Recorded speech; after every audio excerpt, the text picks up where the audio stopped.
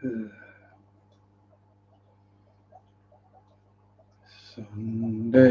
sharp do do do do do do. Sunday sharp do do do do do. Sunday sharp do do do do do do do. Ah, hello, hello, hello, hello, Mr. New England Endler. Greetings and welcome. I would say, and and a lovely Dee Dee is here as well. Good evening, my dear. Hope everyone is well and fine and dandy.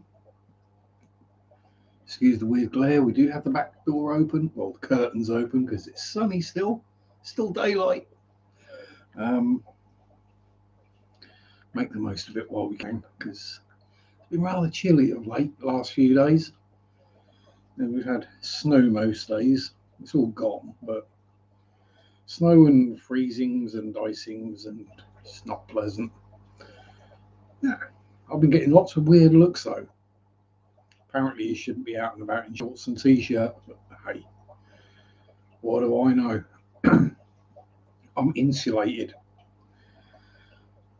So, I hope everyone's had a good week. Is all safe and cozy and comfy and enjoying their Sunday and their weekend. I've had a eventful week. Hello, Alison. How are you?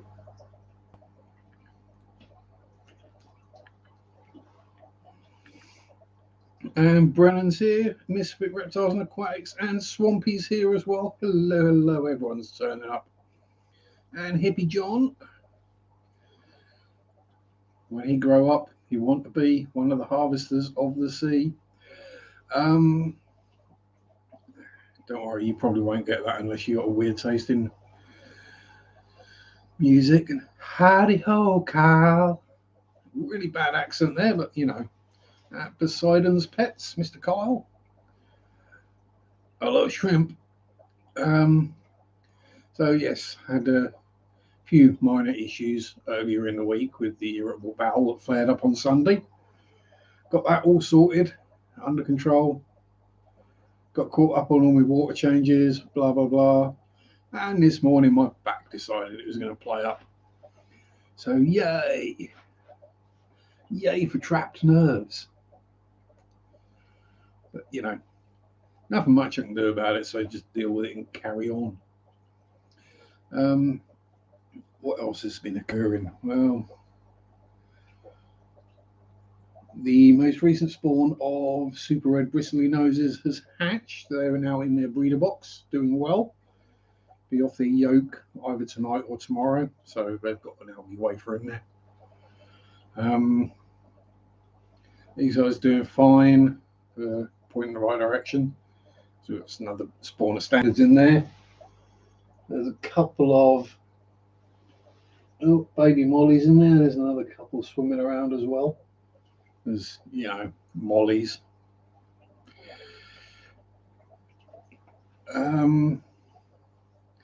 Yeah, well, that's actually the chair today. You'll know if it's me because they've been loud. Bunny's here as well. Oh, dear, all the cool kids turning up. All the lovely ladies and the cool dudes. I'll say yes. Fish-wise, no problems at all. Got a bacterial bloom and a little bit of an ammonia thing going on in the top right tank, but yeah, minor problem. Water changes, extra bacteria, job done. The rest are all doing well. We should have more hopefully next weekend to sell and get some more money. Hopefully some shrimp as well. Bob is here. Mr. Kayla's Aquatics and Exotics. Good evening, sir. I'm glad to have you here again. So yeah, that's all in all a fairly uneventful week for me, apart from running up and down to the toilet fairly regularly, running out of toilet paper, remembering to buy some before I ran out, then being upstairs, running out and going, oh, damn it, I left the toilet paper downstairs. Yeah, I did that. Hello, Sherry and Adele, collaboration of curiosities. G'day. 10 minutes and back to work. Oh dear. And Matt is here giving it the poop emoji. So if you're on headphones, watch your ears, because we're going to get squeaky poop.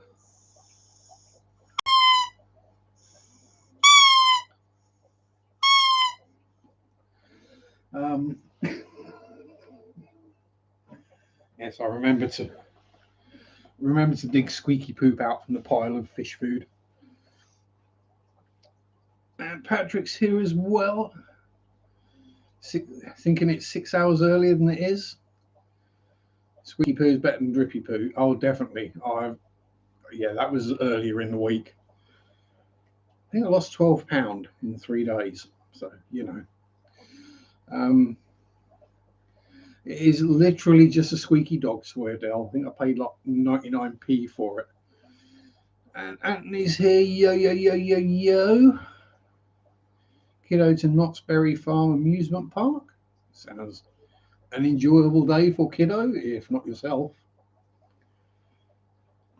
I didn't enjoy amusement parks when I was a kiddo, so I definitely wouldn't now. Oh yeah, it's a fact. Drippy ones are, yeah, it's not good. It's when you have to clean the bottom of the toilet seat because it somehow managed to spray all the way up there. Hello, Dennis. Good morning. Oh, it's good evening, but you know. So yeah, that's where we were. Monday's video was the Skiffia multi-punctata, the endangered life bearer, or as I call them, the multi-punks, or the skiffs. As expected, not a huge amount of views because you know, not many people keep them, and they're not necessarily the most showy of fish. Oh, that's me going into minor detail, Sherry. That's not the full panoramic. And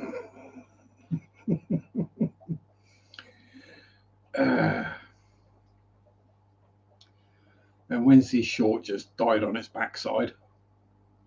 It's weird. Sometimes they'll get like 1,000, 2,000 views. Other weeks I get like 8. I don't know. Keep going anyway. And then Friday was a bit of a short notice. We need to do a video. What can we do? What can we do? We'll do something on witchcraft. So that was some basic Norfolk witchcrafty tales, mostly from the 1600s, some from the 1500s. And tying the Norfolk witch trials into the Salem witch trials as well, which happened shortly after. I think I'm going to have to do some investigating and put together a video on Matthew Hopkins, the Witchfinder General, not long eating dinner. I've had 2 cream cakes today. That's all I've eaten. Oh no, poor confetti. Oh, sending hugs, Bunny.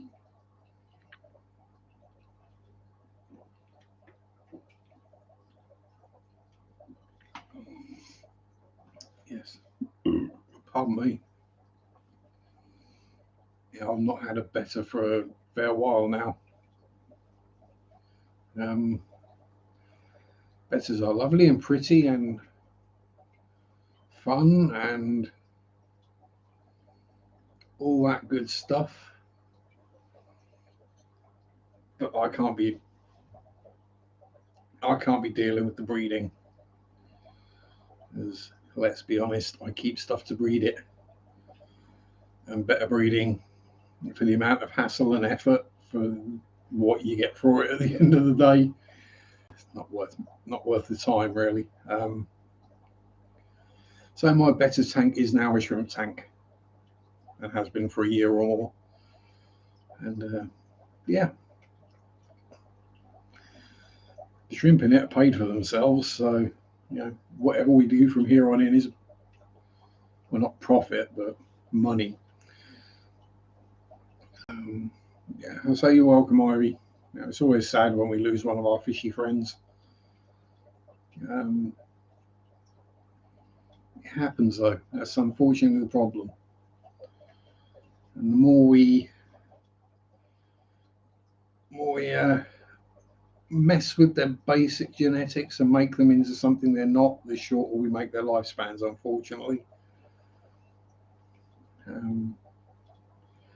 Betters, guppies, pretty much anything, even platies now, mollies, and all these kind of fishes, we're shortening their lifespans by giving them, breeding them for longer fins of different colours and things. I'm not saying I'm against it, but it does come with the caveat that that's what happens. Bob's been a Zach friend for 4 months now. Thank you very much, Bob. Very appreciated. Yeah, we breed. Yeah, exactly. Look at some of us.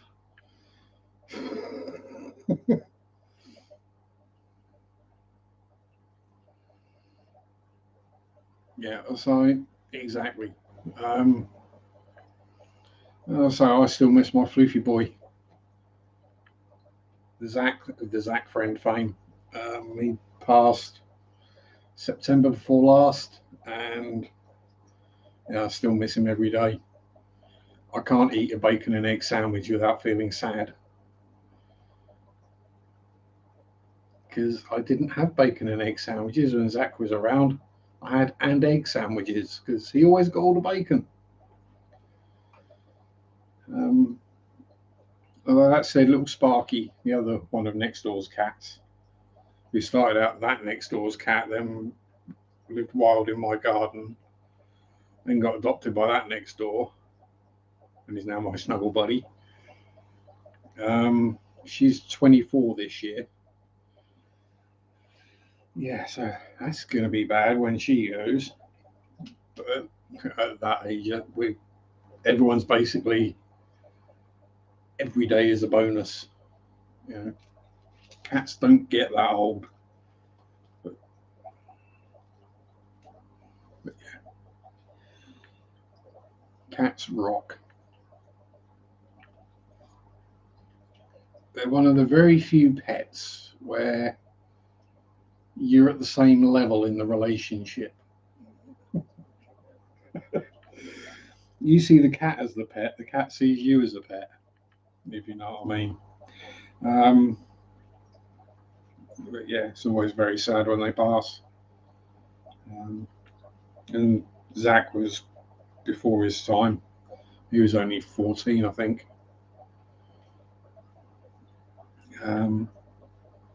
But yes, he had a head injury. We don't know what caused it. Cats can be a-hole. I like the Canadian there, Matt. A-holes. Yeah, they can be. One of the other local cats, Ginge, I know he likes a fuss and a cuddle because he has fusses and cuddles. Some days he decides he doesn't want a fuss and cuddle and will just turn his back and walk away from you. Like, oh, right, thanks. Is it because they don't have food?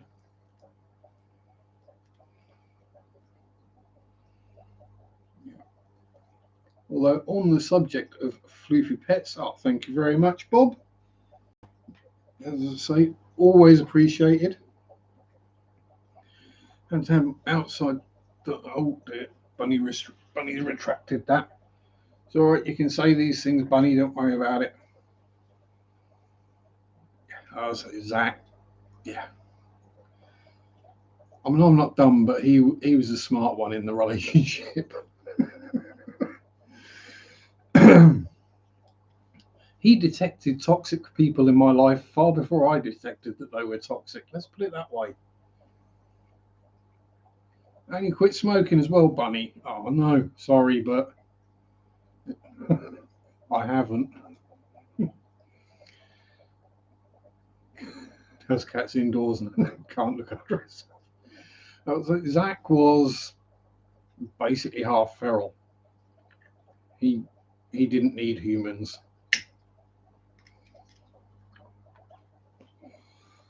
He could look after himself, no worries. He just chose to be my friend, so I was honoured by that. Lots and lots of good memories. He only ever scratched me twice, and they were both accidental. No, you're not. No, you're not bringing things down, Ivy. Don't ever go there. Right? This is a bunch of friends hanging out, having fun, sharing our troubles. If you're sad or you've got troubles, share them. A trouble shared is a trouble halved.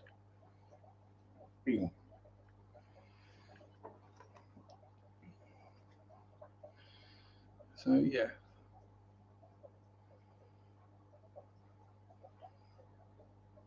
Exactly, Dee Dee. That's why I haven't run out and got another cat. Got a cat. If I'm friends or try to be friends with all the local cats, if one decides it wants to be friends with me and come wandering in the back door and have a snooze, that's fine by me. But on positive, floofy animal, it's no wonder cats are considered witches' familiars. Exactly. They can see what we can't. They see the other side. Zach knew I had Zach knew I had a ghost in the house before I knew I had a ghost in the house. He was actually my first clue there might be one. Sitting there at the bottom of the stairs, giving the evil eye up the stairs.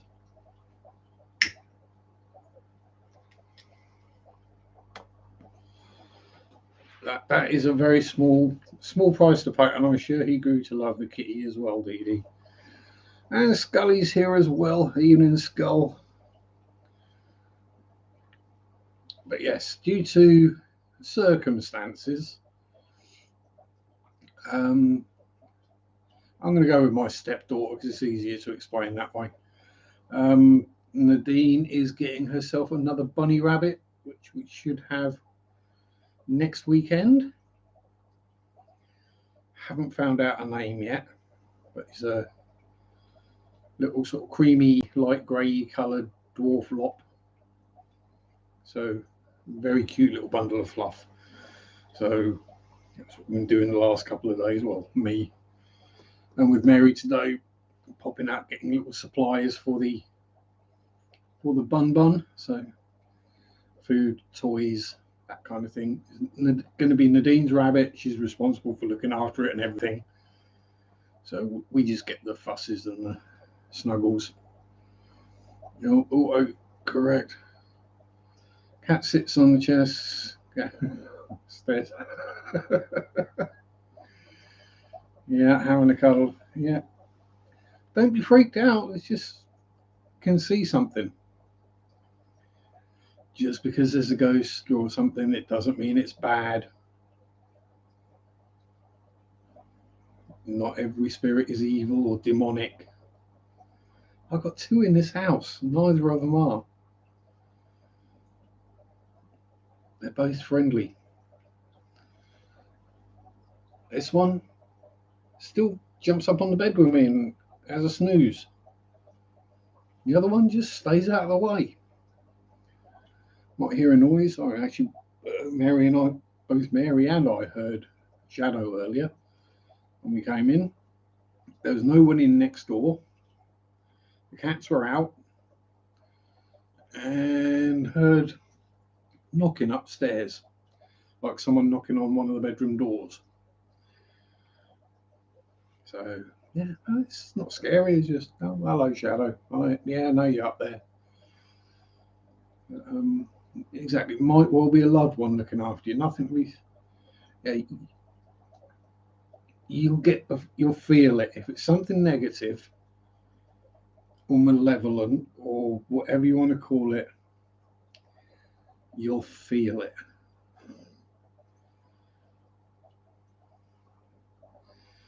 Guy died in the unit next door. Yeah, could well be. Dennis has got an electronic ghost. The radio turns itself off on and off every once in a while. Yeah.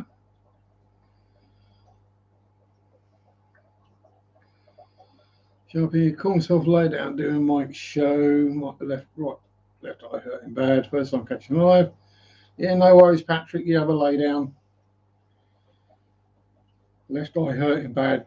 Yeah, that's probably a sign you got a migraine or something coming. So have a lay down and a snooze. You know. Yes, yeah. Dee Dee does indeed come with her own bargaining tools. Sometimes it's hard to see past the bargaining tools.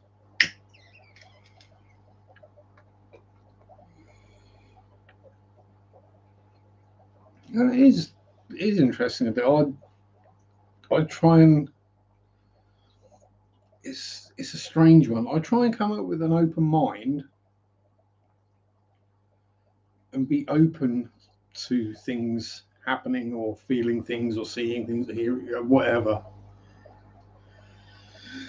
But in my experience, if it's negative, you know it's negative straight away. It's just a feel in the air. You know, have you ever gone into a building and you're like, it just doesn't feel right? You don't feel comfortable in a building. And, you know, I don't mean you just walked into a strip bar or something, but or a sex shop. But, you know, you walk in somewhere, it just gives you the heebie-jeebies. Yeah, it's probably something not friendly. It doesn't mean evil or bad. It just means not friendly. And it's aware that you're aware it's there, and it doesn't want that. Actually, I was thinking at some point, because I'm going to have to do a lot of thinking on the subject. That's always dangerous. A video of some description on how to deal with a ghost or a spirit or a phantom or a poltergeist. Yeah. Turn yourself on. Yeah. Yeah, that's what I'm thinking. It's because so many people just freak out at the mere thought of it or the slightest thing. And no, just take a minute, think about it, calm down. A shared house lived in. The old lady died. Do a daily routine from 10. Hear the cupboards and the window locks. Yeah, it's it's a loop. Is what she always did. So that's what she still does. Yeah, I mean, I don't get anything kind of routine. No, every so often I'll see shadow out the corner of my eye or hear them wandering around in the bedroom, or so Zach will get up on the bed with me or nip my toes. Full body apparition, very cool. That's actually a very rare thing to see as well. There's a lot of people expect that they're going to see a ghost, see the classic full-bodied apparition. Most people don't ever see that. You might see a shadow, you might hear a noise, smell a smell, get a feeling. But as I say, seeing a full-body apparition is rare. I mean, I've technically seen one, but it was from such a long distance that may as well not have been.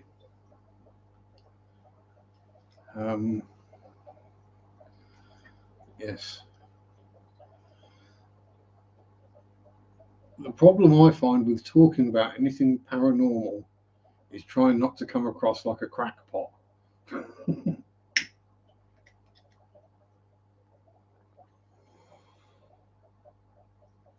Because a lot of it is feely, emotion-y kind of stuff. You can kind of understand. And it's because it's all feel and vibes, it's really hard to explain.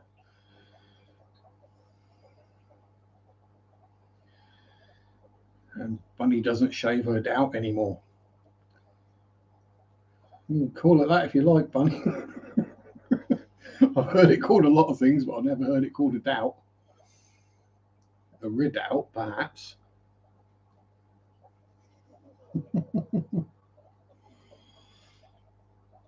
As I say, some people are more in touch with that side of thing, other people just aren't.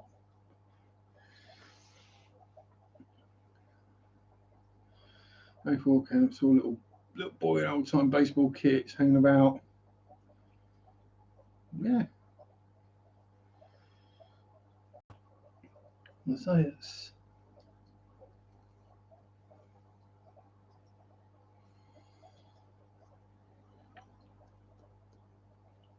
Oh, well, glad we can make you chuckle, Bunny. Yes, I don't know. I was exposed as a young child, as it were. Yeah, it was like, here, look at him. No, no. I saw my grandmother or great grandmother a couple of days after her funeral. Had a conversation with her. Wasn't actually old enough to understand that the funeral was we just stuck her in a box and buried her under 6 feet of dirt. She's not coming back.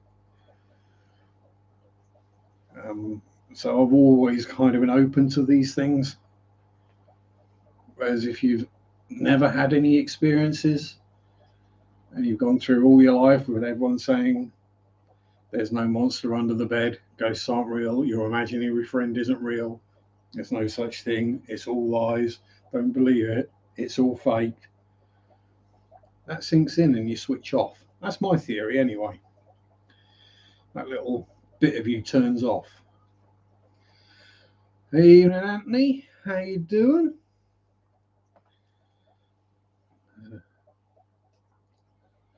Good to see new faces. Always is.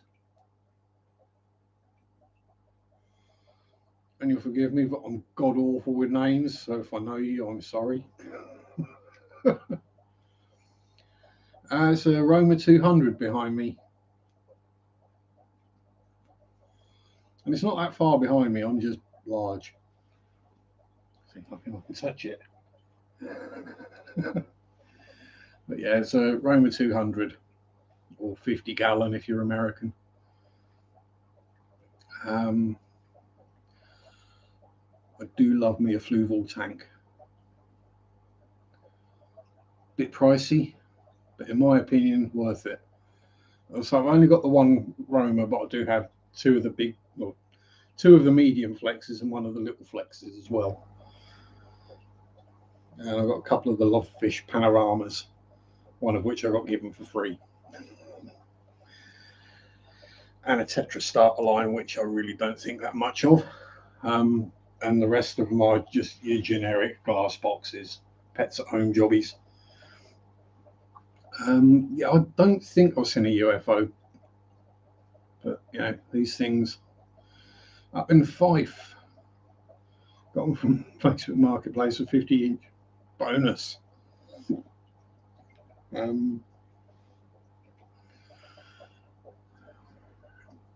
yeah, and this is an X shop demo or display model, so I got a deal on that as well. They were on sale at the time as well, so I got it rather cheap. But yeah, it's what, 3.5 years old now. Not had a problem with the tank, the light, or the filter. Still running the Fluval U4 filter in it. Literally that and a little box, old school box filter down that corner. And it's not exactly lightly stocked. So, yay. I think that the one Fluval thing I've got I'm not overly impressed with is, again, I've got it free, is the 107 canister filter. Yeah, it doesn't seem to be this miraculous thing that people keep saying canister filters are. In my experience, it doesn't actually pull the muck out of the water that well.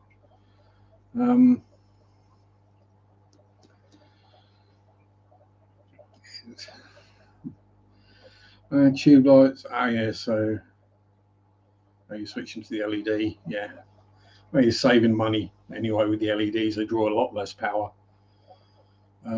This has got one of the Nicrew ones in it now, purely because I had money and I was feeling a bit poncy. So yeah, it's got a full spectrum Nicrew one in there that switches itself on and off and goes up and down. And canisters suck. Found Pleco for him. Yeah, this is why I put an intake sponge on it, Alison.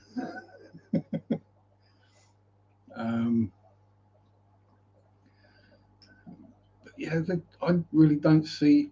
I kind of get it if you've got a huge tank. I mean, huge as in UK huge. So like 300-400 litres, 100-gallon or something. But anything less than that is just get an internal filter. It's a lot less grief and hassle.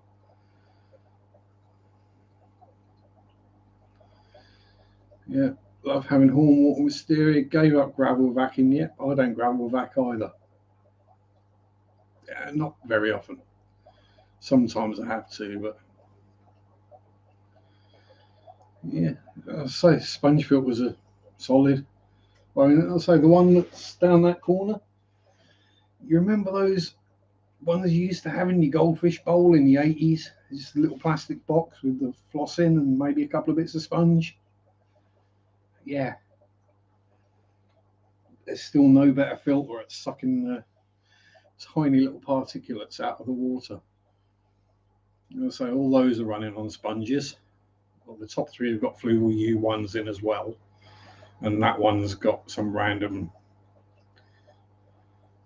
thing that came with a smaller tank. Both my shrimp tanks run. Well, one of my shrimp tanks is on a sponge now. I've got a sponge in the Panorama 40 litre. Matten filters. Matten filters are great until they're not great. When they get clogged and manky, and you have to pull them out and clean them, then you get a problem. Because all the stuff that was, all the substrate just goes across, all the fish go across, the shrimp, whatever. It's just, but that's just me. Under gravel on a hang on back, yep, works perfect. But as I say, yes, I do have to be careful with baby plecos because got a few. As I make the joke regularly, they're what pay the bills around here. So I think we've got about 800 at the moment.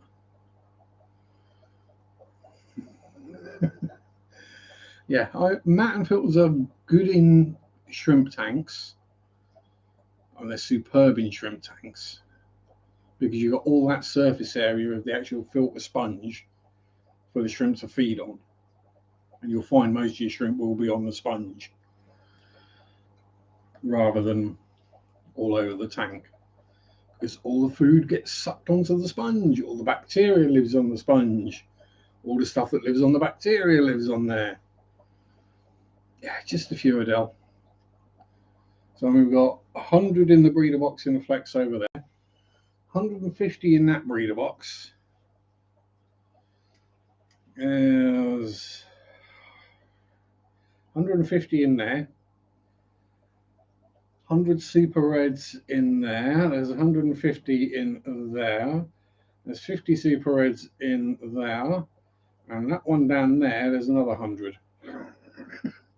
Let me just there you go. Yeah, and then plus the adults. I think I've sold about 400 so far this year. That's just what 2 pairs produce. So, hopefully the L144s, the lemon blue eyes, start breeding soon. Oh yes, super reds and longfin super reds. If I don't mind asking, what is the price? I sell them to my LFS for £3 for a super red and £3.50 for the longfins. But if you turn up knocking on the door, Alison, I would probably give you a bristle nose. Don't say you give a 1. So you give her a bristle nose. You know, friends are, yeah, here you go, have a bristly. It's not a problem. It's not like I'm running short. But there we go. There's the Super Reds. All Heidi flying up. No one's up the front. Empty tank. Algae Bloom. Teeny tiny baby Super Reds. Standard Bristlies. Snails. Standard Bristlies. Let's go around here somewhere. Let's see. Oh, so 150 in there. And yeah, you might see there's a couple of Molly Fry. Aim up. Aim. That one over there has got a breeder box in with another 100 Super Reds. Oh, might just be able to see the lemon blue-eyed butt sticking out the cave. There you go.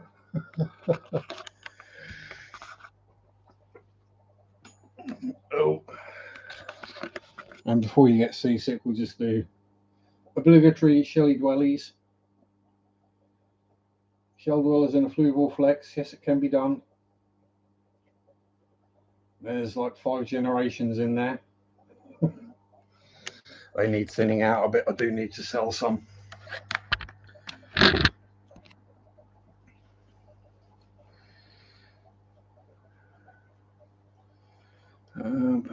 Been that long you've forgotten what to do. That's like, I was going to say it's like riding a bike. Sorry.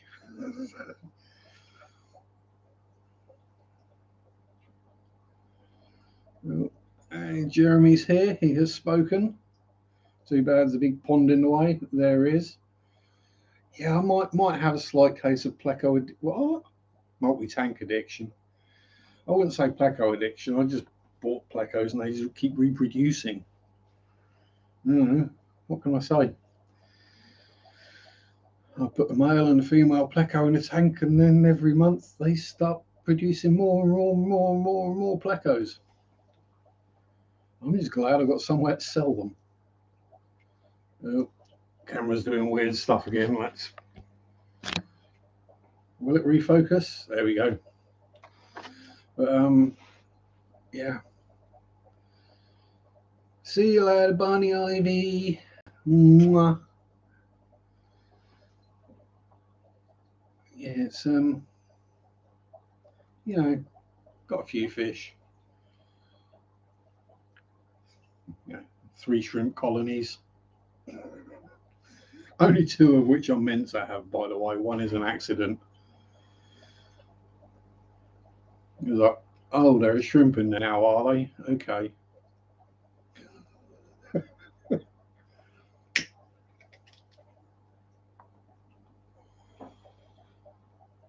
There's a couple rumbling about inside in my Corey tank as well, so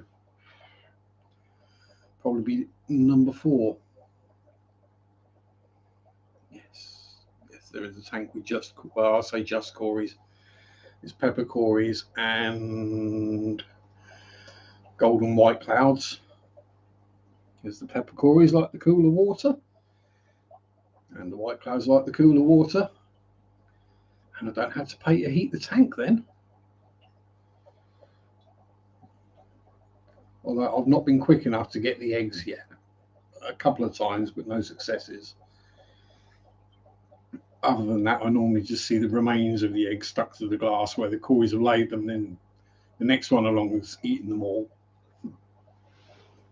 Even the albinos in here, there was a row of eggs all the way up that end.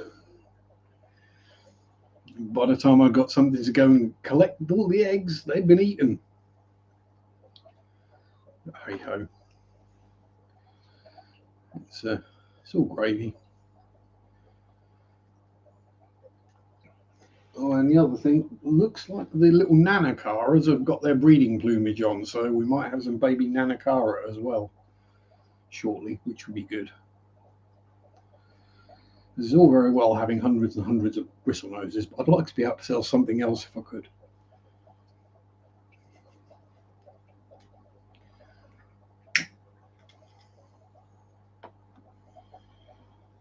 And the pond is cold. I joke, but last 2 weeks I've had two people. One was for a primary school and one was for someone's garden pond, who they just built wildlife ponds and wanted some pond weed and something to kick-start it. So I gave them some hornwort and some snails and whatever happened to be living in the muck. And yeah, that water's bloody cold. You're talking, put your hand in the water and like 10 seconds later you're pulling it out because you.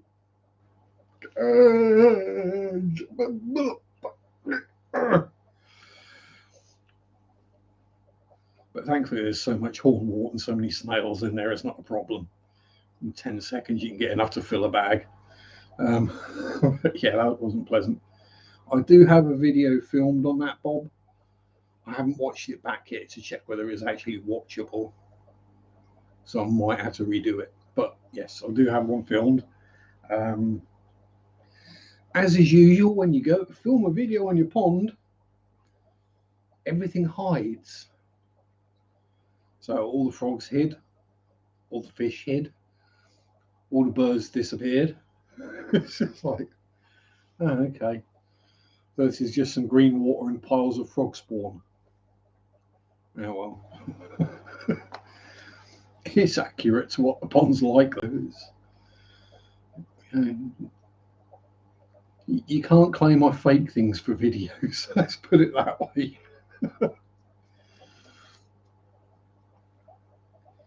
Yeah, the amount of times I've filmed videos is only afterwards I've realised that the glass is an absolute mess, covered in water spots and algae, and you can't actually see, or the camera wasn't focusing on the fish. Yeah, we've done that quite a lot.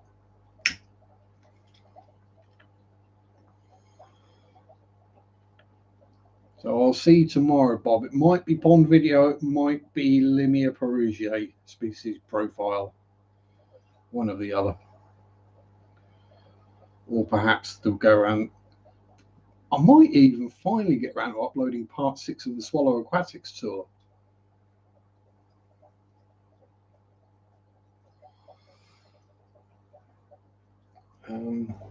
Which is the fin and feathers section, which didn't go too well because the camera wanted to keep focusing on the bars of the cages, and people kept trying to get in between me and the camera and what I was pointing it at, or talking loudly at me. You know, the kind of thing where people see you're filming something, and rather than be polite and keep the noise down or try and stay out of your way, they purposefully try and stand in front of you and, you know, just annoying gits, basically. It's one reason why I prefer filming graveyards to fish shops. You know, generally the people in the graveyard don't get in the way. And if you do get that on camera, yeah, you're going to be sorted.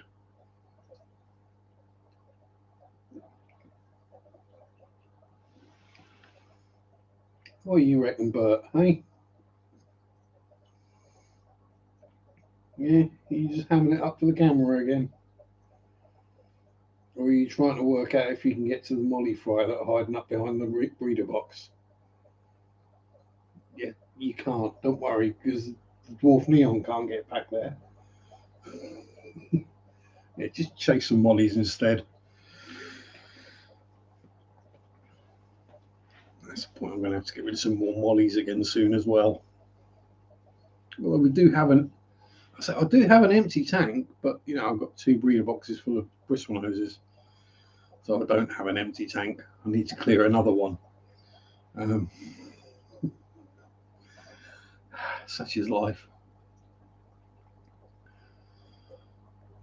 Yeah. Don't breed guppies for profit, or mollies, or platties.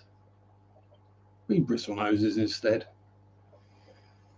That's the other thing I'm thinking is at some point, I think now the frosts are all gone, I am going to have to start growing some courgette or zucchini myself just to feed the fish. It's not only do scuds do well, Bob, it's absolutely packed with them. We call them freshwater shrimp over here. But yeah, that's basically what a scud is. They look like scuds, act like scuds. And yeah, they do super well when they don't get eaten by the goldfish. So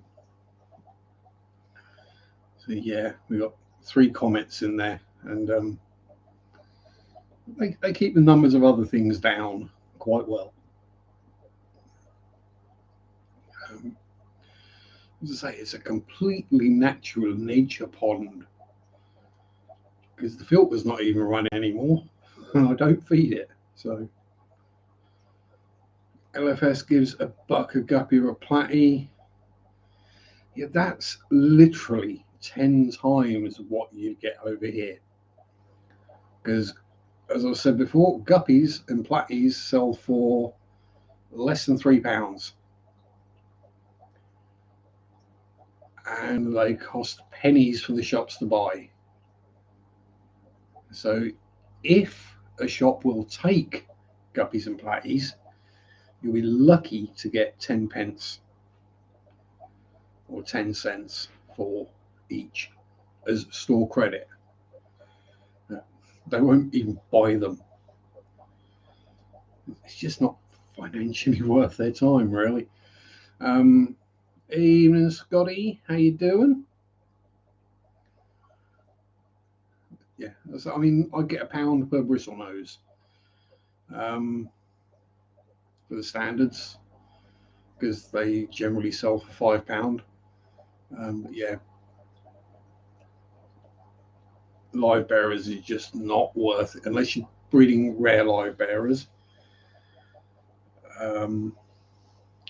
Which is why I have the Limia perugier and the Scyphia multipunctata. Get a little bit more for the platinum live-tail mollies, but I tend to just give those to the shop anyway. Yeah, last time I went and I gave them about 20. So yeah, just have them. I haven't got anything that really eats them that much. 230 bristle nose. You're getting more than I am, but hey. Oh, pardon me. Well, then exchange rates and things will work out. It's probably not too dissimilar.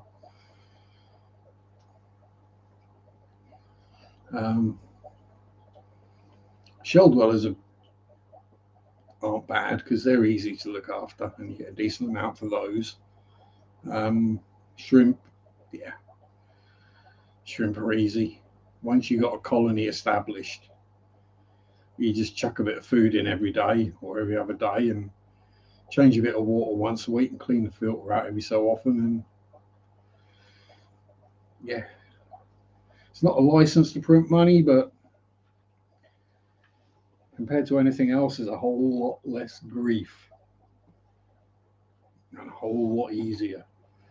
Plus stocking density. I mean, even I joke about it. 150 bristle noses in a 6-gallon tank or 24 litre. But there's been upwards of 300 shrimp in that little 20 litre tank, 5-gallon.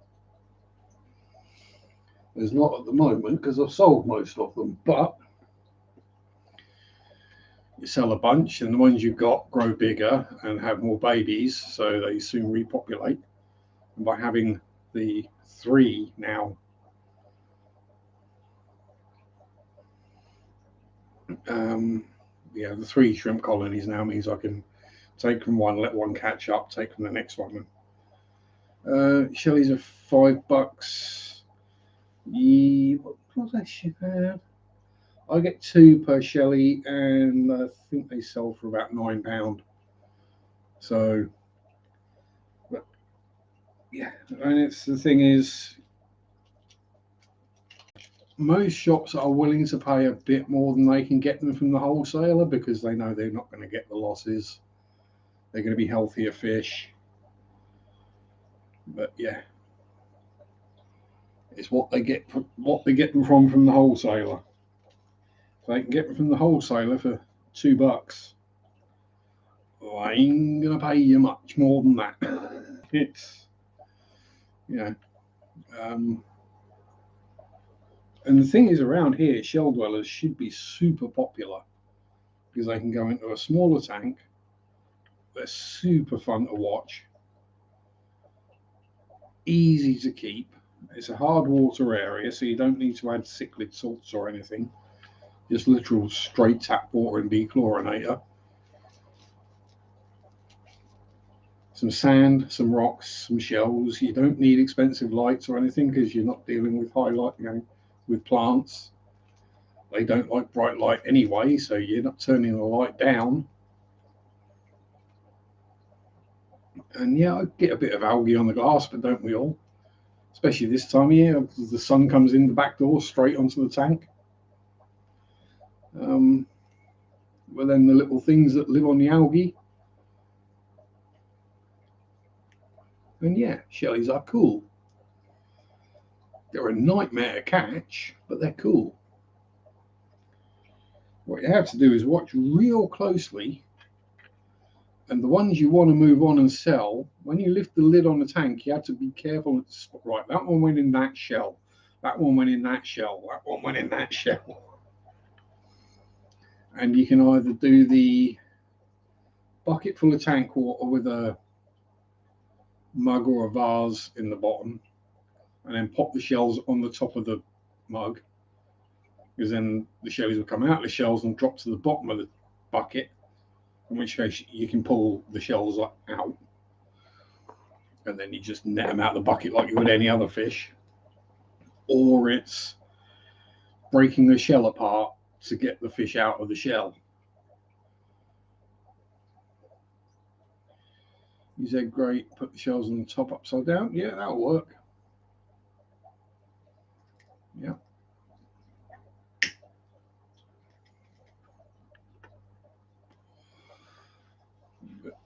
So the problem with it is if you break the shell to get the fish out, unless you know which ones are your females,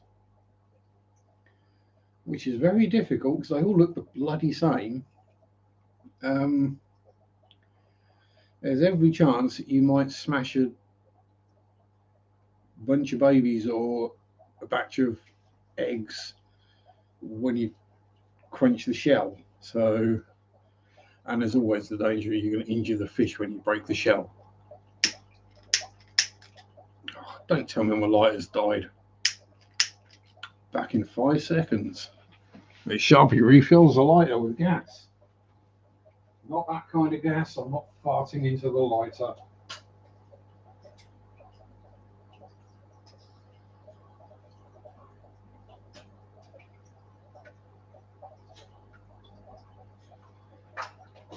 That'll do. That's enough.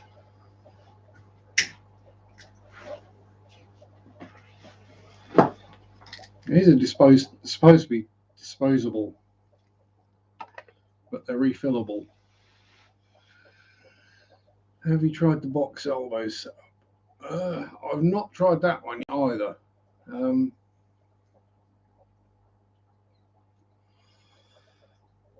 Yeah, there's all sorts of ingenious ways to try and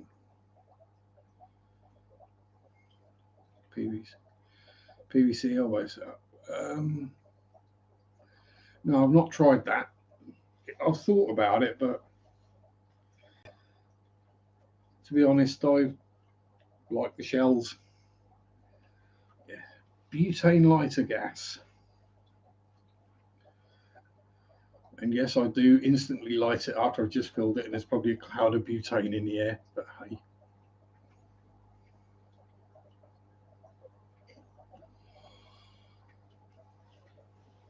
Yeah, PVCs. If I was trying to breed shellies as much as I could, maximize output, maximize ease of doing it, I probably would go with the PVC elbows instead of shells.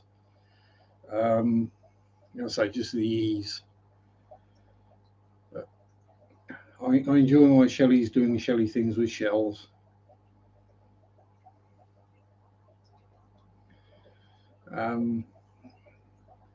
So I've simplified bristle noses as much as I can, so I don't mind taking a bit longer to catch those guys.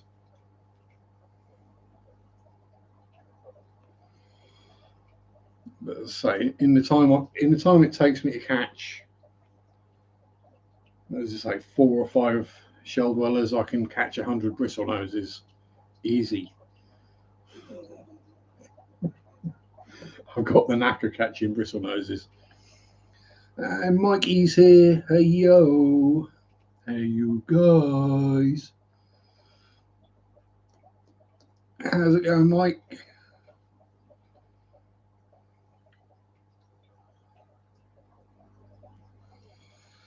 So let's see. Was there anything else I needed to talk about this week before I get completely lost in randomness?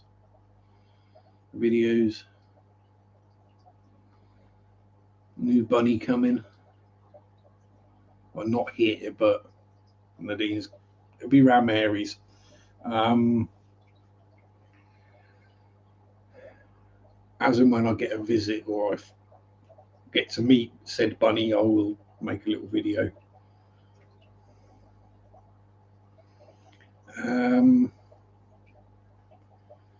Fishies, videos. No, I think we're about caught up.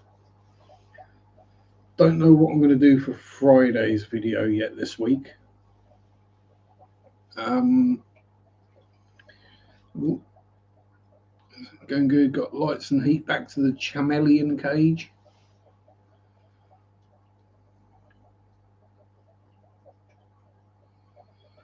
Chameleons, chamois lions, turret-eyed monstrosities, chameleons, whatever you want to call them, really. I'm going to have to put the kitchen light on in a moment because it's starting to get dark. And I appreciate you'd probably rather not see my ugly mug, but hey.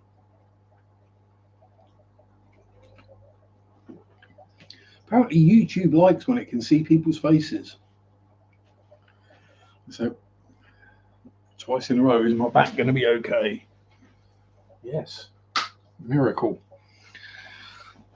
Plus, it's an old school light in there and it takes a while to come on properly. Yeah, I don't use the kitchen that often, so well, not when it's dark anyway. So it's a very old school compact fluorescent light in there, and I've just been staring at it, and now all I can see is the light in my eyes. Ugh. Oh, pardon me.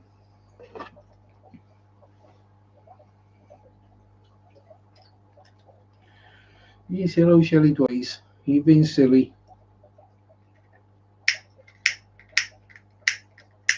I just feel.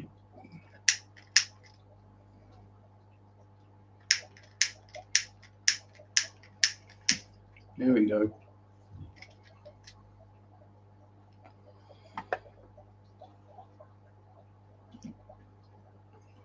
Any chance I'll get a snake?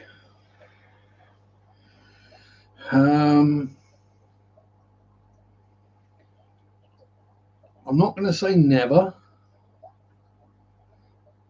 It's not high on my list of priorities, Bob. I've got to be honest. I'm not scared of them as such. I just, being English, I've not had that much exposure to reptiles, so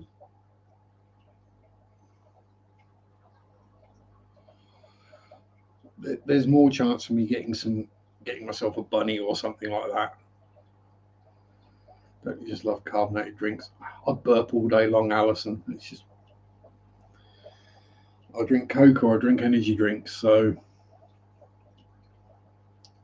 if it don't come out the top end, it comes out the bottom end. It's safer to come out the top end.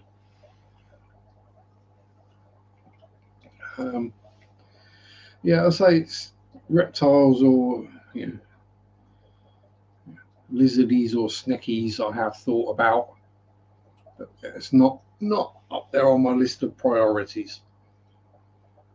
I would have to do a lot more research into it as well. Mike's got 6 snakes.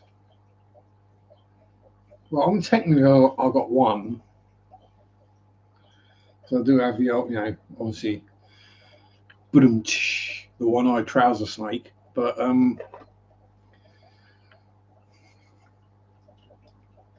as for an actual snack, and given the electric price increases that are coming in the UK very soon,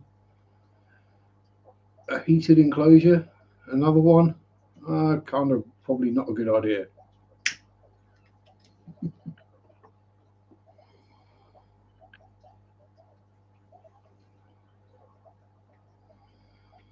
So it is something, snakes, I will live vicariously through other people. And I still call that section of Swallow Aquatics the burn it with fire section. That's not because of the snakes and the lizards, that's because of the 8-legged monstrosities they have.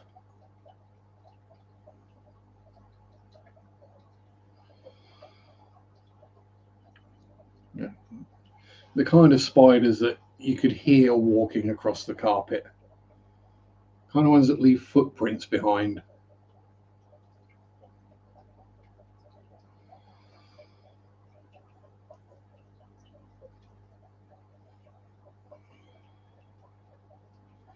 Exactly, Alison.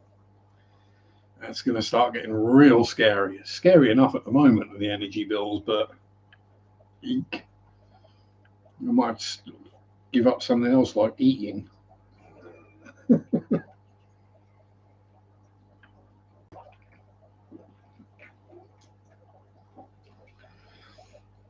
Well, the switch to free renewable energy is going to cost more than non-renewable energy did.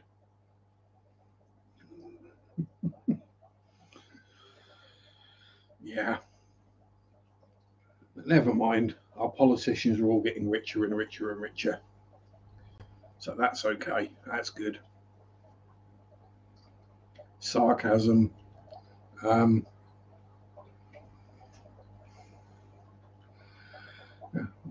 when the guy doing the nation's budget is one of the richest people in the country, yeah, that's why it doesn't work for the.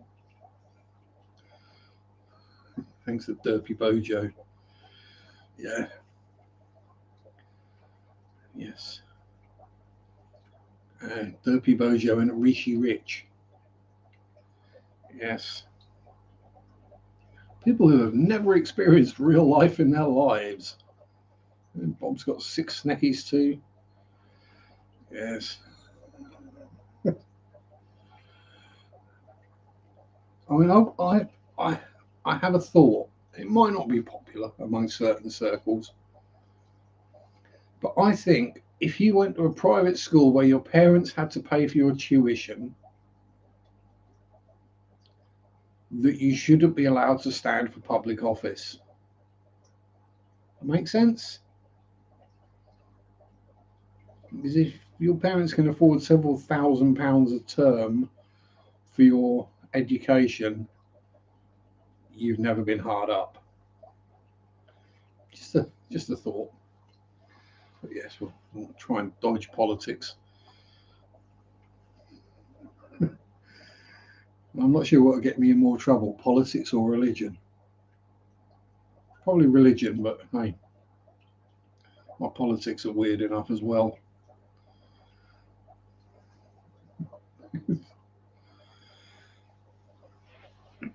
Yes.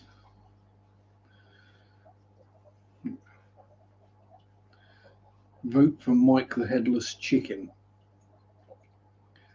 You can Google it. He was mayor of some, I can't remember where. There was a town in America that had a headless chicken as mayor. And to be honest, he probably did a better job.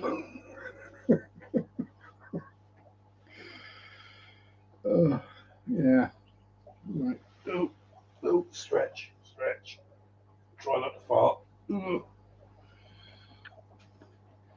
Let's get something a bit more pleasant than politics, shall we? Let's feed some Shelly dwellies.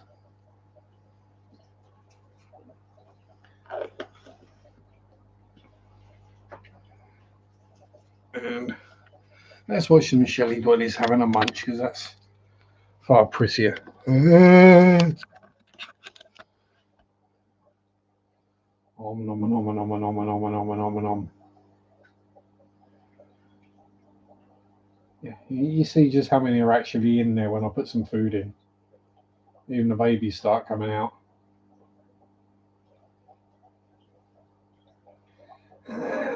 Bob did the Google search for Mike the Headless Chicken.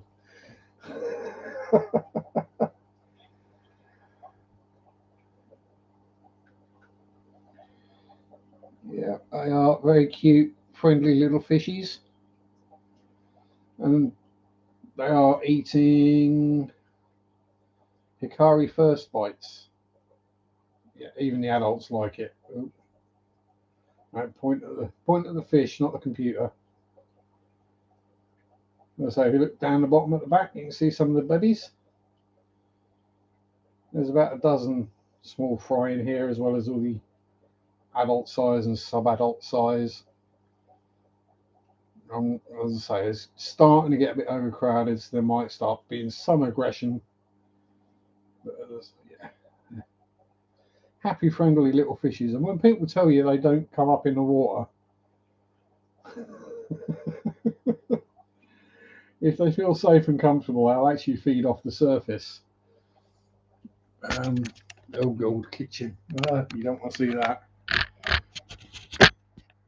See the dirty old washing machine. The shells I got from Amazon. Literally, if you just put in escargot shells, it will come up with the ones that are for restaurants and the ones that are for fish tanks. And for the price of 6 that are for fish tanks, you can get 50 that are for restaurants, and they're exactly the same thing. I think I've still got a box full down here somewhere. Yeah, but my back's playing up and I'm not twisted and bending and getting them out. But yeah, this is I just got a box about that kind of size turn up in the mail. Just stacked solid with escargot shells. So if they start getting a bit algified and manky, then I just swap for another shell.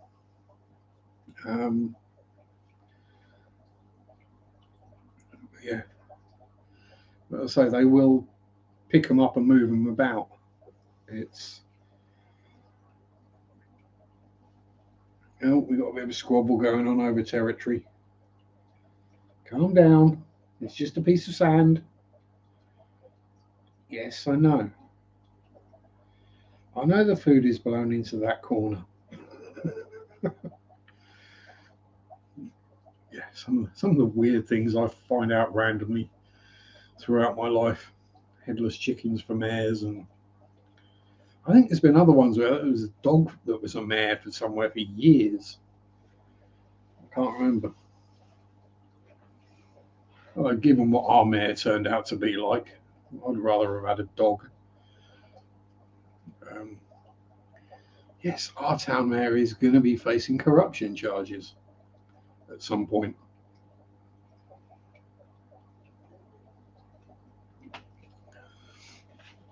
And someone actually shot him.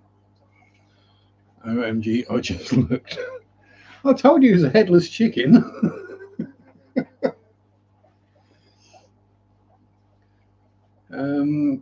Yeah, I think the farmer, his owner, literally just dropped the corn down the stump, because the chicken's gizzard is in their neck, which is where they do all their chewing and whatever. So, yeah, I think he must have still had a brain stem left, but yeah, literally running around like a headless chicken. The weird world. Just when you think you've seen it all, another Karen comes out of the corner. Gold. Yeah, sorry, I've been watching too many Karen videos this week as well. Yes, Honestly. I know, but now you know. You know, it's true. Mike the Headless Chicken was mayor of whichever town it was.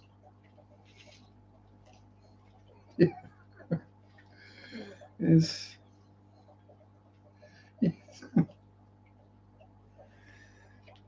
that does make you wonder, just what the previous mayor of that town was like.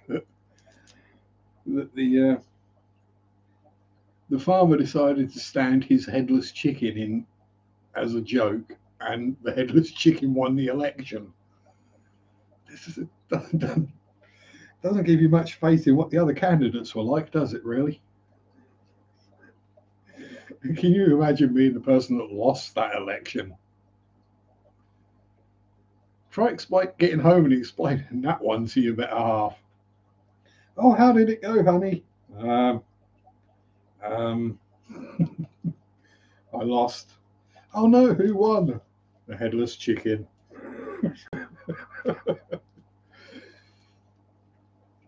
Oh dear. I've been sending Dee Dee to sleep. Hope to wake up with you. You don't want to wake up with this accent, Dee Dee. You've got a far better accent than I have. My accent is an absolute mess. As I said before, it's Hertfordshire, Essex, Norfolk, Wales, Wolverhampton. It's just an absolute mutt. And one reason why, if I did try reading an audio book, as it were, it would be really hard for me because I would be dropping letters all over the place and not saying things correctly, which you kind of have to do when you're reading an audio book. Not exactly. I mean, if you lose an election to a headless chicken, you've got one option.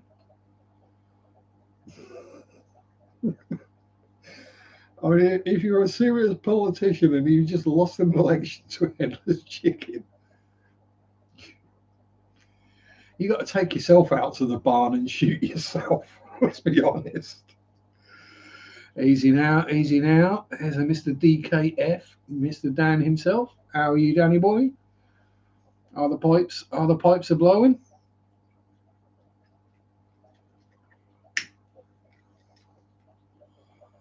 No. If Anthony's still here, we have a Scottish-based fish tuber in Daniel Keeping Fish. He is based in Scotland. Anthony, who was in earlier, is in Fife. So if he's still here, you two are fairly close. So them ye olde place names. As the ye olde, or the old, as it's actually pronounced, is the ye was actually originally a thorn, which is pronounced th. And the e on the end of ye olde, the e on the end of oldie doesn't get pronounced. It's a silent letter, so the old, yes. Oh, and even somewhere as simple as Tibbetshall. Yeah, that went through a phase of being known as Titchell. And then Tishall. And then it got divided into Tibbetshall St Mary and Tibbetshall St Margaret. And it's still a tiny village. They just decided to cut it in half now, 2 churches. Yeah. One thing I think would be quite amusing would be a list of just literally looking at a map of Norfolk and going around going and pronouncing the place names just to confuse the hell out of people. It was, oh, if he's still here, didn't say he disappeared. It was an Anthony. Was it an Anthony? I might be getting my names mixed up and wrong. Let's be honest, I'm crap with names. Anthony Marsh. That was it. He's up in Fife. No chance as a Cumbrian. Yeah, you probably stand more chance than some people do. Uh, but then, yeah, so I've lived in Norfolk near 30, well, yeah, 30 years. And yeah, I'm still finding out how to pronounce place names. Place I've always known as Stiffkey Marshes because it's spelled Stiffkey. Stiffkey. Now that's pronounced Stooky or Stewkey. Yeah, Stooky because yeah, it's easier. I mean, even as simple as Hargam is pronounced Harvum. You know, it's yeah.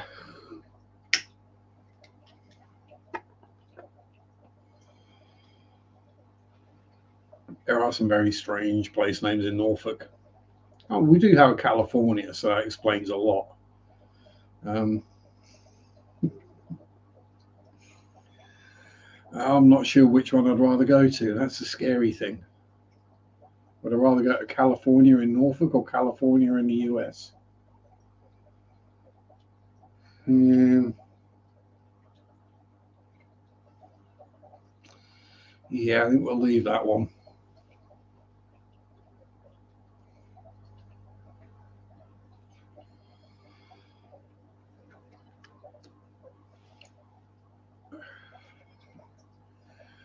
But yeah, so as the weather gets better, myself and Mary will be out exploring and having our adventures, and we will be going to, I say lots, some more, either small village churches. We there will definitely be going to Windham Abbey at some point in Thetford Priory. Um, I've already done my notes on East Harling Church.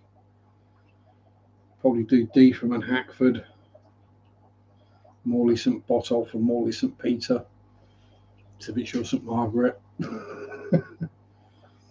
Yes, Carlisle in Pennsylvania. They probably pronounce it completely different. Probably pronounce something like Carlisle. Um,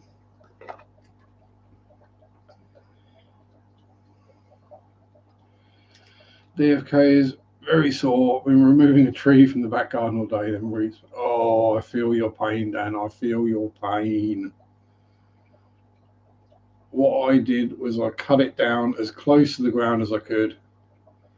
Tried digging it up. That was a fail.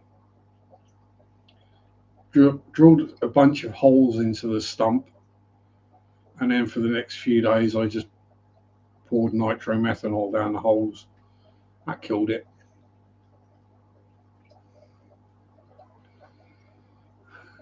DFK. Yeah. Well, my sciatica decided to kick in this morning. Well, I say it's either sciatica or a trapped nerve in my back, one or the other. But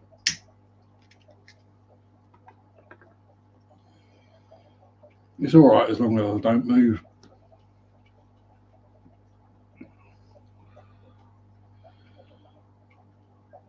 It's just that if I try turning, bending, getting up off the floor, that kind of thing, it's an issue. Then it'll be fine, and then all of a sudden it'll twinge and lock up, and then it'll be fine again for a bit. And had a Japanese Acer. Oh, very pretty. I wasn't going to quit. Copenhagen tree stump killer. Yeah, so if you got something else you want to plant there, you do have to get rid of the stump. Um,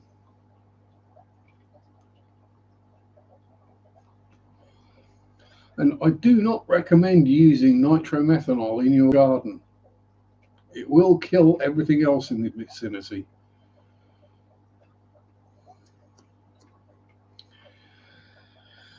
Yeah, I'm not going. I'm not going near where what Dee Dee did for 2 weekends with a large stump. Yeah, you got plenty Pretty tree. Never keep aces alive. I'm trying to think. They like full sun, I'm pretty sure. It's a tree, so full sun and plenty of water and food. Not too much heat either.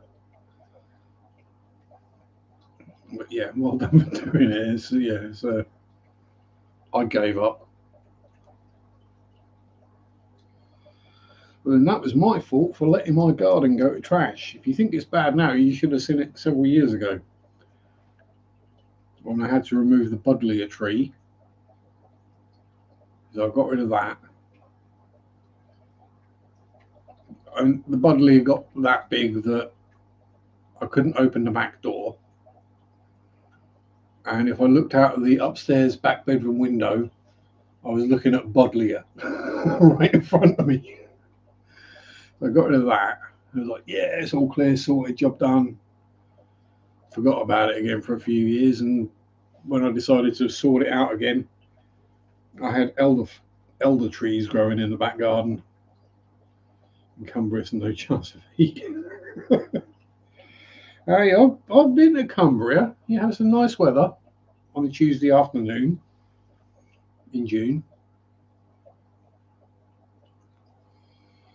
I know, I can't knock it. We've had blooming snow this week, so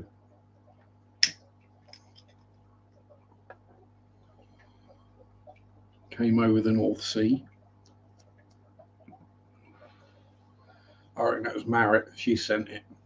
She's had enough of snow, so she sent it over here. I can say that because A, she's not here, and B, she wouldn't care if I did anyway. Yes, drainage.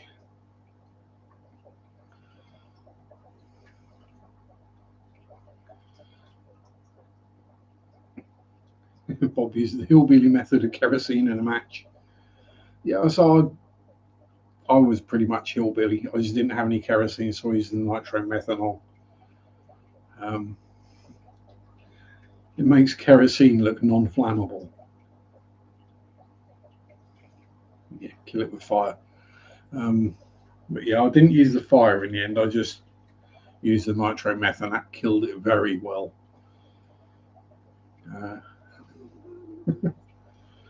Killed it a bit too well. It killed everything in the vicinity as well. Which is why I'm loath to use it again.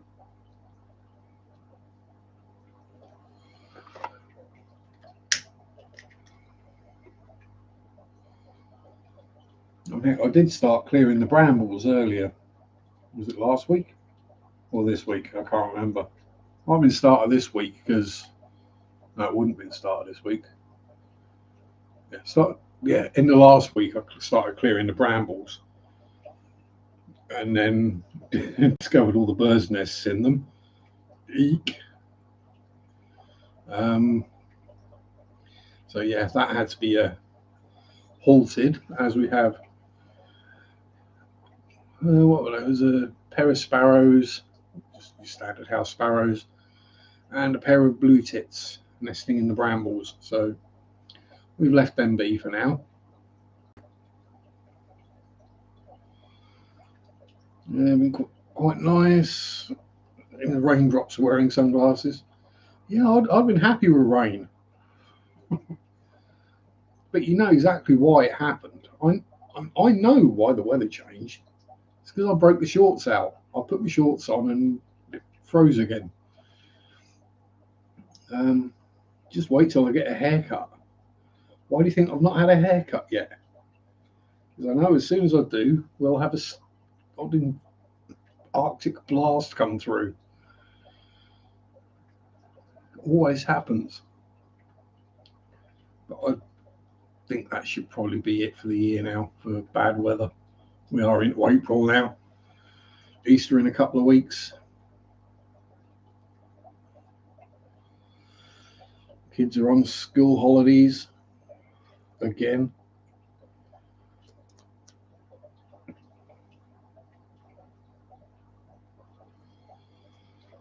Might have guessed it was me.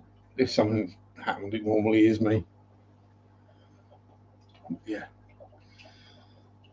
It gets warm, I put my shorts on, the temperature drops. If I put my shorts away and get my jeans out again, it'll get hot again. I'm just going to leave my shorts on. It's fun just for the looks you get walking down the street when it's snowing and people are done up like they're on an Arctic expedition and you're wearing shorts and t-shirt.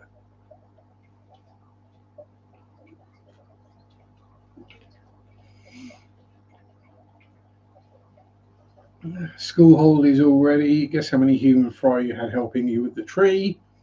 I'm guessing 0. But maybe a couple came over with a little spade to try and help for 5 minutes and then realised they couldn't really do much and that Dad was swearing and sweating and grumpy. It's best to stay out of the way. Uh-oh. Dad normally don't swear that much. G'day, S. That all appeared right at the end. So just as you were hauling the stump and the roots out, they all decided to turn up to help. Yeah, sounds about right. But what tree was it? And will you let it dry out and then use it in a tank? Because I still got the root ball from that honking great buddleia I took out sitting in the shed. And I've been thinking about using that in the tank. If I can get one big enough. It's been in the shed several years, so it should have dried out by now. Although it's going to be a softwood, I would have thought, so it'll probably decay fairly rapidly. When we finally moved the button, decided to have a shower before they got dirty. Yeah, sounds about right. Let me guess, they all had a shower, and by the time you got back in and had to have a shower, there was no hot water left. Well, see you later, Bob. Remember, Japanese tentacle porn, that gets rid of any unwanted company. Hello, Debbie. Willkommen, meine Frau. Why am I speaking German again? I didn't even do German at school, I did French. Not put it in a tank, never want to see it again. It's going on the barbecue then, Dan. If you've not binned it by then, or if you've not binned or got rid of it by then, you're going to be burning it on the barbecue in the summer on that Tuesday afternoon.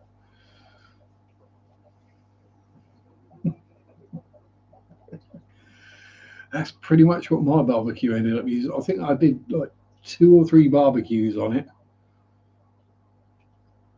which a barbecue in the UK is completely different to what the US term a barbecue. Ours is you put the coals on and you burn them, then you stick some sausages and burgers on it, stick them in, and that's what a barbecue is. But yeah, once I've literally used it 2 or 3 times, and then it just became somewhere to burn garden waste. You can't have an incinerator, you can't have a bonfire. I can have a barbecue, right? Yes. Well, okay, I'll just burn it on the barbecue then. Nothing in the rules that says you have to cook food on that barbecue. You just have to have fire in the barbecue. Or a chiminea. Now, Billy's got to do some yard work, run to the LFS and get rid of the fish mafia. Good luck. Have fun on the fish mafia. If I are awake, I shall attempt to watch. Well, it is dangerous watching Bob that late at night because Bob's mellifluous tones do tend to. And that's not as an insult, Bob. You just have a very calming, relaxing voice. Which is why it works well having Pam with you, because Pam wakes everyone up.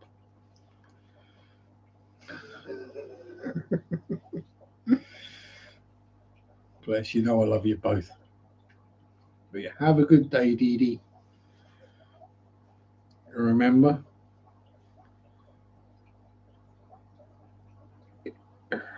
don't buy fish just as, oh, pretty. If you've got an urge to buy something and there's no fish you really, really want, or they're on your list, get some food instead. Please come see, it's Thursday night, Foxy's Fishes, Coastal Mary and Foxy. Ooh, the little co-host with the mo-host. So again, if I'm awake, bear in mind, in the UK, we are 5 hours, pardon me, ahead of Eastern Standard Time. And Duke Eduardo, how are you, sir? Again, no, don't need to apologise. Turn up when you turn up. You got a life, things to do. I mean, whether that's looking at pictures of Dee Dee or not is entirely up to you. Say it ain't so. Sorry. It's good to see you, Eduardo.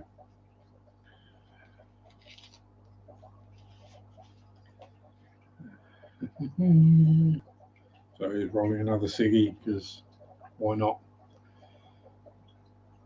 Don't know if it's just me, but the tank's looking extra clean. I'll let you in on a secret, S. I cleaned the glass on the outside. Smuggle some Tetras. I ain't got no Tetras. Well, actually, I have. Well, I think I might have one less now. Judging by that splash. We've got some black neons in there, that's about it. And I've got one ember.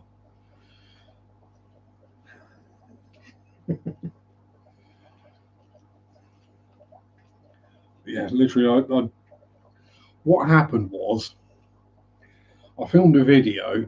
Then when I went to watch said video back, I realised that the entire length of the video was, the whole thing was out of focus because the camera was focusing on the muck on the glass, the water spots on the outside, rather than actually what was inside the tank. So I went round with my kitchen roll and glass cleaner. I went,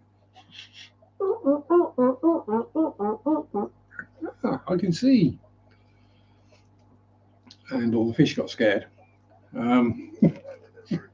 Oh, we can see him. It might be because I was a day late with the water changes as well this week, mostly. So,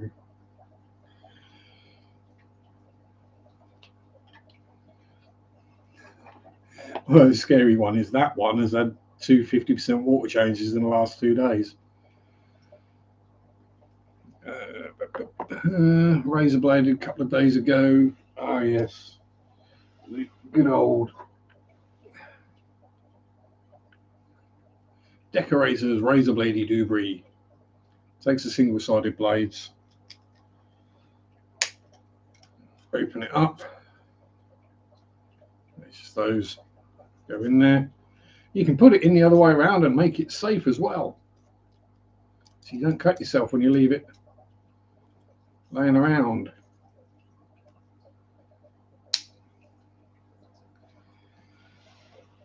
But yeah, so got given those from work when I worked in the paintbrush factory. This is a Decorator's one. And then when the factory closed down, I snaffled 2 boxes of 100 blades at the storeroom. I was actually allowed, it was like, yeah, if there's stuff in there you want, just take it, because otherwise we're going to have to bin it and it's going to cost us money to put it in a skip and get rid of it. So I've got a bunch of random bits and pieces. I was trying to work out how to get a milling machine home, but I gave up on that idea.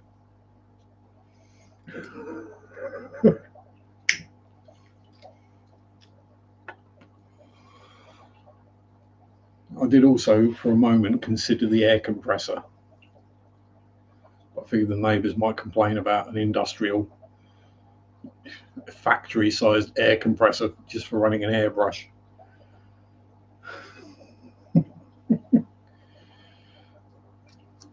Bring it on the tram.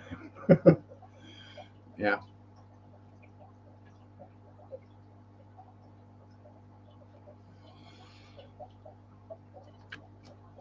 Yeah, I mean, those milling machines were a nightmare to move when we had to move them out, as we had to use 2 forklifts, and the forklifts didn't fit through the doors. The doors weren't wide enough for the machines to fit through. But yeah, that was interesting. It was like the machines got put in, and then the wall got built around outside. Then, yeah, there were some minor adjustments made to the wall to get the machines out.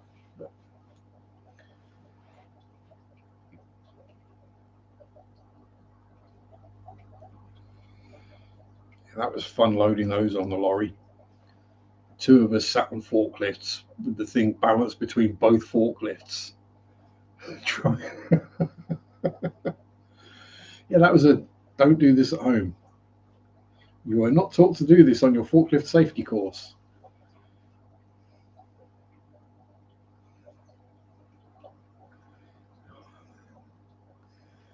Yeah, it was,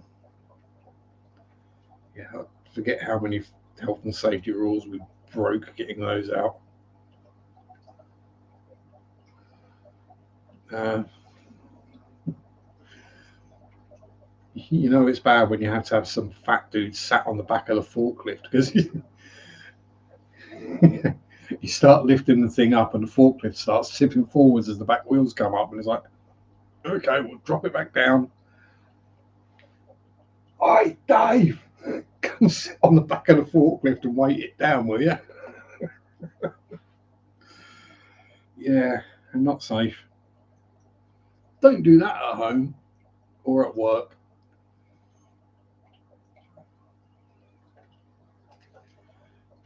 The thing is, we were tempted to just basically wreck the place while we were clearing it out. And then we remembered that the walls were made from asbestos, so.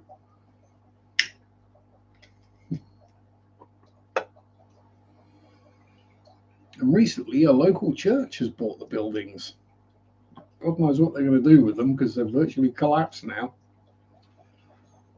The amount of money they're going to have to spend putting things right before they can do anything inside there is ludicrous. And they must have got the land for peanuts.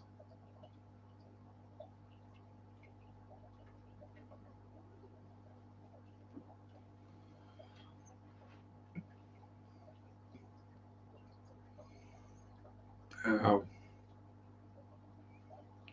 we use you now, Eduardo. We don't worry about it. We might rib you about it a little, but we love you.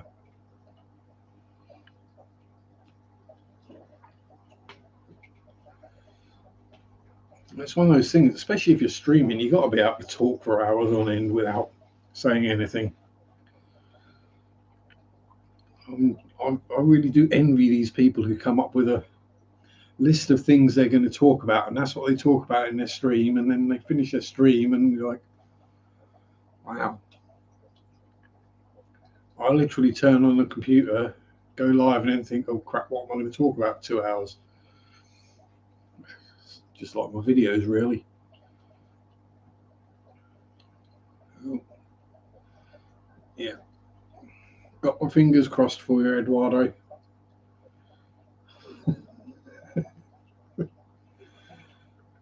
Yeah, no awkward silences and conversation doesn't get boring. This is it. You know, if you went out somewhere for lunch or drinks or a date or just went out somewhere with Eduardo, you'd have a great time. You wouldn't get bored. It'd be awesome. Once I got through a list, just once. Was that a 24-hour stream, Eduardo, that was supposed to be 30 minutes? Uh, But yeah, so we all wish you the best, Eduardo. We hope it works out in your favour. Never has a fish tuber said so much to so many that meant so much to so few.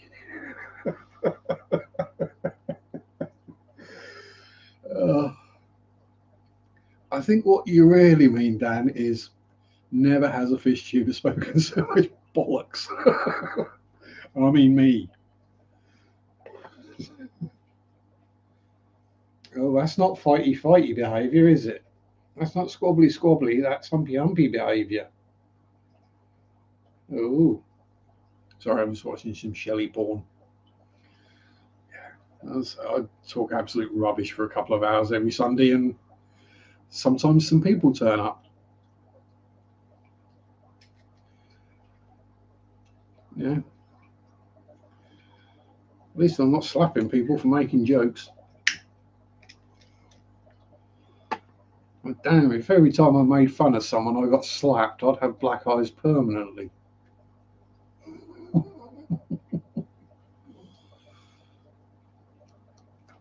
I'd probably just wear a helmet.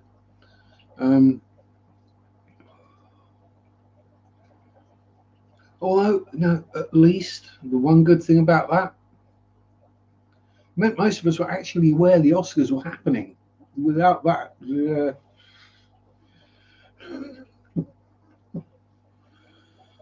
that's the only reason I was actually aware they were on.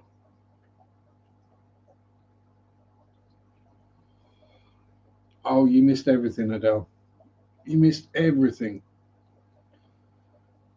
I answered the solution to the world's population and energy problems, how we're going to explore the galaxy, all that kind of stuff. I solved everything. Pardon me. And it's Thomas Scotty, Mr. Alien World Aquatics and Airsoft. Wahaha. If you enjoy a bit of airsofty action, check out Mr. Alien World's other channel. He's got his bolt action sniper rifle now, all very cool.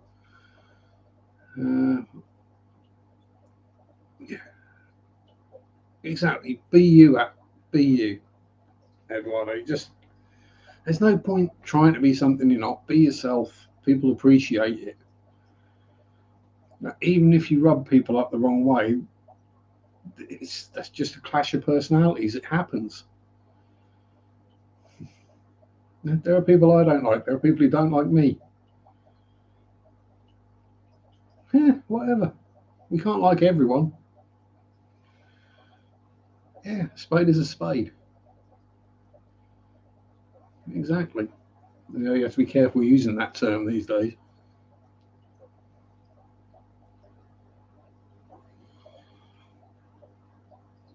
And if anyone has noticed that I haven't been on Facebook a lot lately, that's because I got banned. I may have accidentally called someone something offensive, and I got put in Facebook jail. But it was the guy who owns Weatherspoons, so he deserves it. Exactly. If people don't like you, it's their problem. If the majority of people you get on with fine, and it's a minority you don't get on with, it's the minority that are the problem.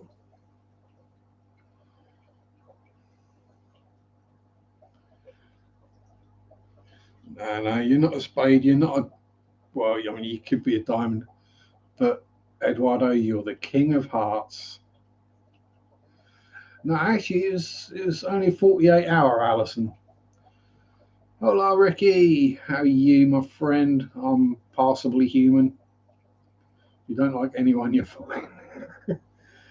It's the old joke is there's an asshole in every workplace. If you don't know who it is, it's you. And yeah.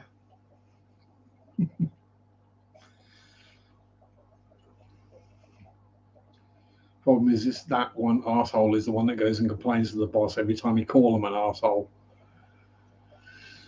But no, so literally the guy who runs Weatherspoon's pub chain, or owns Weatherspoon's pub chain in the UK, posted something. It randomly came up on my faceache wall. I may have referred to him as a thunder sea uniting cock nostril, and stated that I didn't like to go into bars where I had to wipe my feet on the way out. I got banned for harassment and bullying behaviour. The one time I've ever posted anything on his thing. How is that harassment or bullying? And we're talking about a guy here who laid off all his staff from all his bars, pubs, whatever you want to call them. Because it's a chain across the UK. It's a big chain across the UK. He laid off all his staff when COVID hit, despite the fact that the government was paying the furlough pay. It wouldn't have cost him a penny to keep them all on. But he laid them all off. And then, like a lot of places, he's complaining that he can't get good staff or that he's short-staffed. Wipe feet on the way out. Yep. I learned that from a plumber friend of mine. There's the way he would describe some of the places he had to go to repair that, fix their toilet usually. He's like, yeah, it was one of those places where you wipe your feet on the way out. It's like, yeah.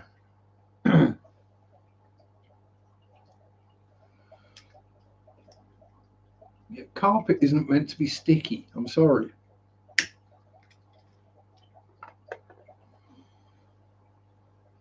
But yeah, the guy's a complete a-hole.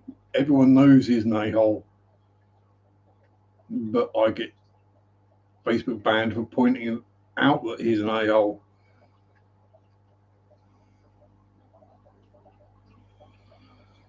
Well, I must admit, it's been quite nice to have a break because it means I haven't been trolling everyone else as well. So some people are probably thinking, thank God he's gone. I'm back. Here's Johnny.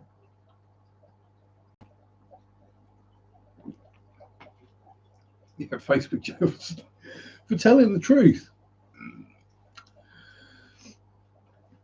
Now, I could have posted something about 5G causing coronavirus and brain cancer. That would have been fine. But calling someone out and, yeah. It said, well, I look like a shiny thing. Carp is meant to be soggy and smell like fish. Exactly. Exactly. Yeah. Alison, the guy deserves it. The guy deserves a pickaxe to the crotch. Or to be hung, really. Put the world out of his misery. Yeah, soggy carpet. You're supposed to kneel down and it squelches, but it's not supposed to be sticky and smell like vomit and beer.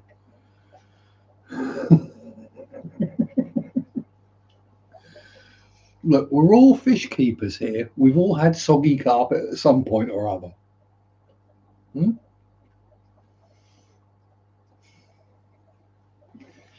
Actually, I've not been catching any fish today, so yeah. If I'd been catching plecos today, there would be a soggy patch down here somewhere. But I haven't been, so we haven't had net drippage. You know, it is when you're holding the net and you got like 30, 40 plecos in it, and you're trying to get the biggest ones into the bag, and water goes everywhere, and you're picking plecos up off the carpet. They can take it. Surprisingly hardy fish.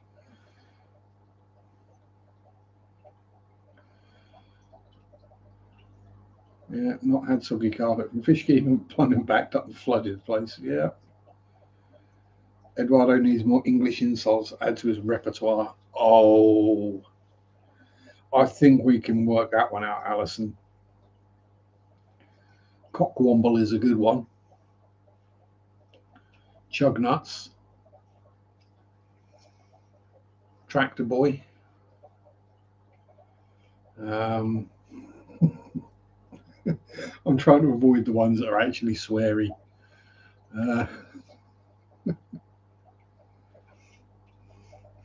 Welsh. Yeah, French. That's yeah. Calling someone French, that's about as big an insult as you can get. Yeah, I'm just waiting for English people to start getting booted off things for being racist towards French people. No, that's not being racist. Oh, because if you the thing is, Belgium. No, you see, we get on well with the Belgians. Belgians are fine. It is generally just the French, because I mean, at one point we were at war with the French for 107 years. So you know,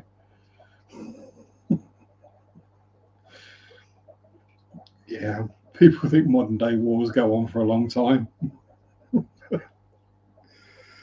When like 5 generations of the same family have all fought in the same war, and do the French declare war, taking control of Paris? Yeah, pretty much. If you buy a French flag, one side of it's got the tricolor on it, the other side is white. Or is that the Italian? No, that was a joke about the Italian tanks, wasn't it? 1 forward gear and 17 reverse gears. Actually,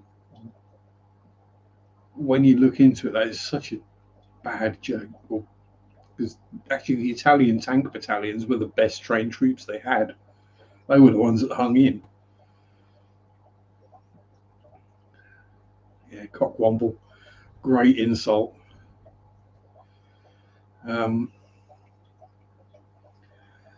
Yeah, it's. And there are actually videos on YouTube of English insults. The things you hear every day, and you just you don't even sort of register it anymore. Especially like American reacts to English insults. They're hilarious. Or the American reacts to English football chants. And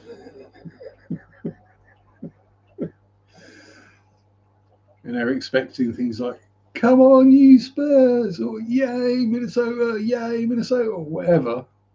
It's like, Pedo, where's your caravan? Yeah. English football fans, when it comes to insulting the opposition, you can't beat them.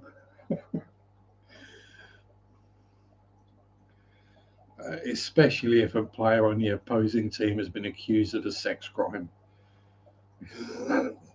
They're never going to live it down.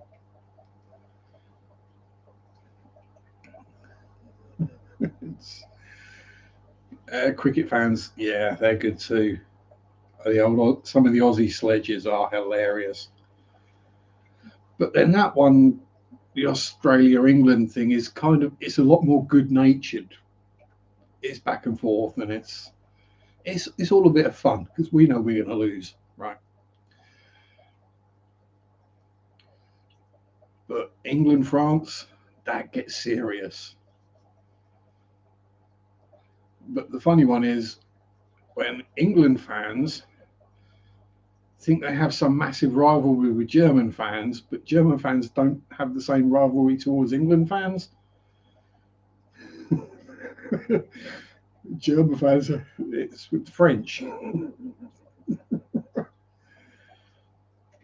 Yeah, it's just good natured banter. We don't really hate each other. We just make it sound like we do. 1811 Dictionary of the Vulgar Tongue. That sounds like the kind of thing. Is that the precursor of 50 Shades of Grey?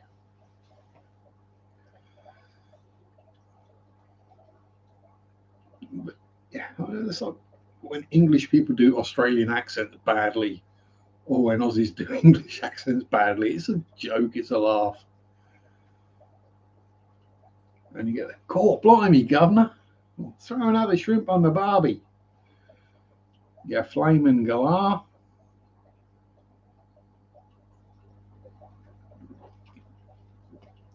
You bunyip fondler. Yowie molester. Exactly. Yeah, well, God save our gracious Queen, long live our noble Queen.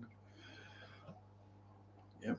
And is that June, I think, is the Platinum Jubilee this year. We've got a 4-day weekend. Yes.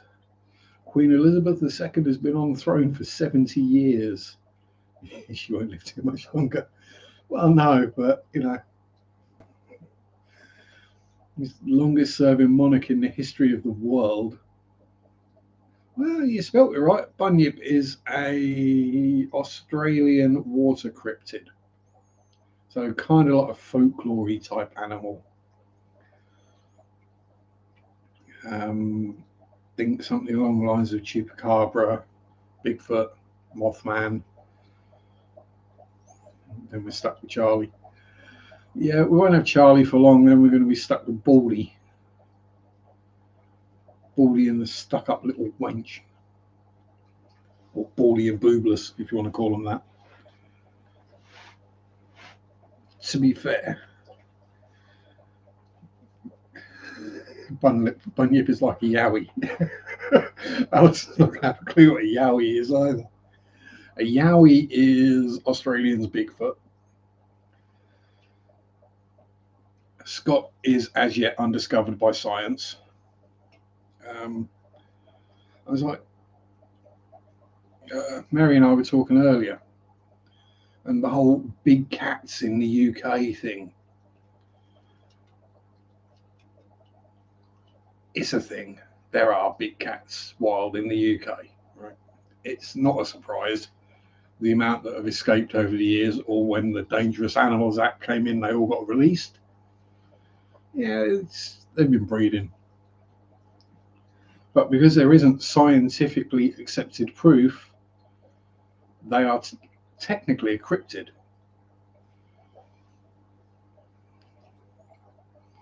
Yeah. Yowie is like a Sasquatch. Bunyip is something that lives in the billabongs and water holes, without trying to get super technical. So I'm not entirely sure. Much like the Bigfoot thing, oh no, pardon me.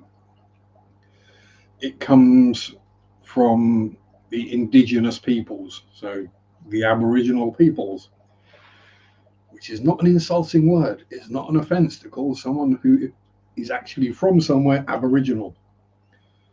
Technically, I'm Aboriginal English.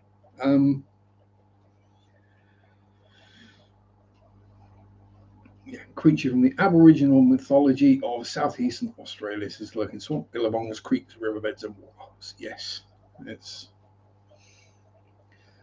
But the thing is, given how weird some of the creatures in Australia that have been discovered actually are, the bunyip would not surprise me. Better out than in, exactly. You're not going to see me going, oh, mute, camera off, brr, unmute, camera back on. I'm just going to burp. Beast of Bodmin Moor, yes. General theory is, yes, it is a Black Panther. There has been one spotted around here. And there was like sheep that are, yeah. Let's face it, a dog isn't going to do that to a sheep. You know, if a dog gets hold of a sheep, you're not just going to find a head and a couple of bones. You're going to find a sheep. Yeah, if you look at the photo, it's kind of terrifying. Yeah, it's. But I mean, perhaps the bunyips all got taken out by the saltwater crocodiles. Who knows? These things happen. Anyway, my time is up. I believe young Brianne is going next. So if you want a hashtag, if you're going over to Brianne's Fish Fam for the stream, if we go with hashtag bunyip, because that's just going to confuse everyone. And yes, so thank you very much everyone for showing up. Thank you, Bob, for the super chats, most appreciated. And same time next week. Next week's videos will be either Pond or Limia for Monday, possibly a random short on Wednesday. Friday, TBH. I haven't figured out. So, yes, thank you everyone for turning up, being here, making my Sunday evenings fun. Have fun. Peace out. Rock on. Bye bye. Sunday Sharpe do do do do do do. Sunday Sharpe do do do do do do. Sunday Sharpe do do do do do do do do. Ah.